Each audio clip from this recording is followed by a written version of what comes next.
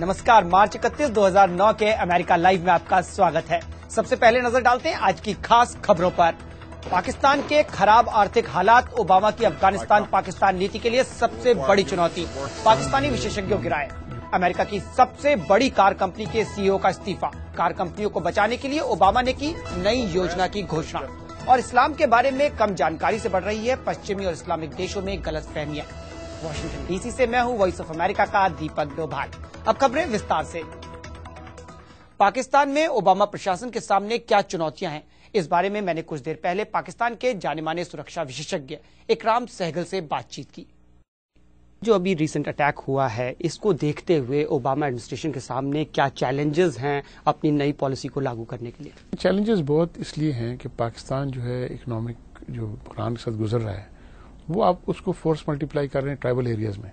Tribal areas में आप देखें 100 नौकरी अगर 100 लोग हैं तो 5 नौकरी हैं, मीन्स ऑफ लाइवलीहुड नहीं है। तो नेचुरली वो मीन्स ऑफ लाइवलीहुड जो नहीं है, और फिर ये आके लोग आते थे शहरों में, और जहाँ कंस्ट्रक्शन आपकी डेवलपमेंट खत्म हो गई है। तो जब तक इकोनॉमिक स्टिमुलस पाकिस्तान को नहीं मिलेगा, ये आपकी जो इकोनॉमिक बहरान है, ये विल कंट्रीब्यूट टू द दहशतगर्दी। तो ये तो डेफिनेटली उनके लिए चैलेंज है।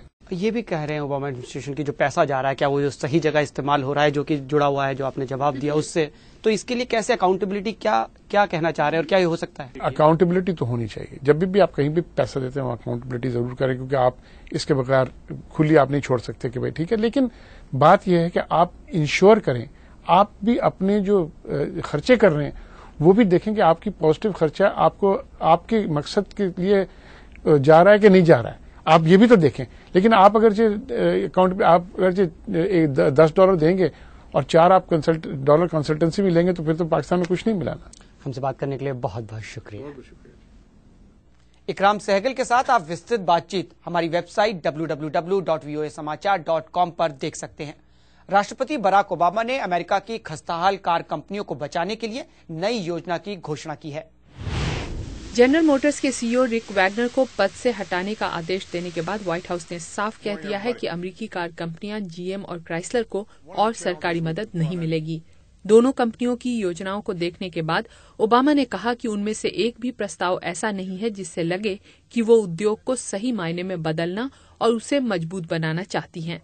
प्रशासन ने अब जीएम को 60 दिन का समय और क्राइसलर को 30 दिन का समय दिया है नई व्यापार योजना तैयार करने के लिए। अरबों डॉलर की सरकारी मदद देने के बाद अब राष्ट्रपति ने कहा है कि जीएम और क्राइसलर के आगे एक विकल्प ये भी है कि वो अपने आप को एक हद तक दिवालिया घोषित कर दें। विदुषी सिन्हा, वॉइस ऑफ अमेरिका।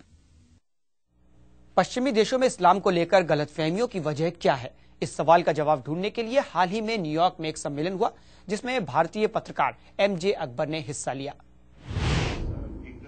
इस कार्यक्रम में हिस्सा लेने आए ज्यादातर लोगों का मानना था कि इस्लाम और पश्चिमी देशों के बीच बढ़ रही खाई की एक बड़ी वजह है इस्लाम के बारे में पश्चिमी दुनिया में कम जानकारी का होना।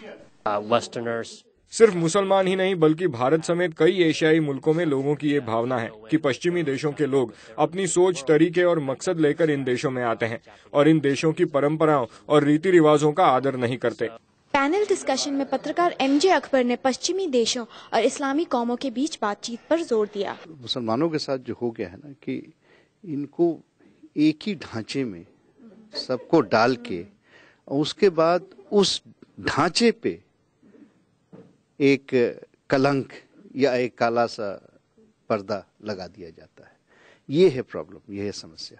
और ये जब तक ये खत्म नहीं होगा तब तक वो कौम भी घबराई रहती है और अपनी घबराहट में कभी कभी गलतियां भी करती है, कभी गुस्ताखियां भी कर देती है। एक दूसरे के धर्म और परंपराओं के बारे में ज्यादा समझ पश्चिमी देशों और इस्लामी देशों के बीच बढ़ रही दूरी को कम कर सकती है। मुझ पर इस चर्चा का इतना बड़ा असर हुआ है कि अब मैं इस विषय के बारे में और जानना चाहती हूँ। Sonali Sen, voice of America, New York. America live आपको कैसा लगा और इसे हम कैसे बेहतर बना सकते हैं? अगर इस बारे में आपकी कोई राय है तो हमें लिख भेजिए। हमारा ईमेल एड्रेस है americalive@voanews.com। अमेरिका की बड़ी खबरों के साथ हम कल आपसे फिर मिलेंगे। नमस्कार।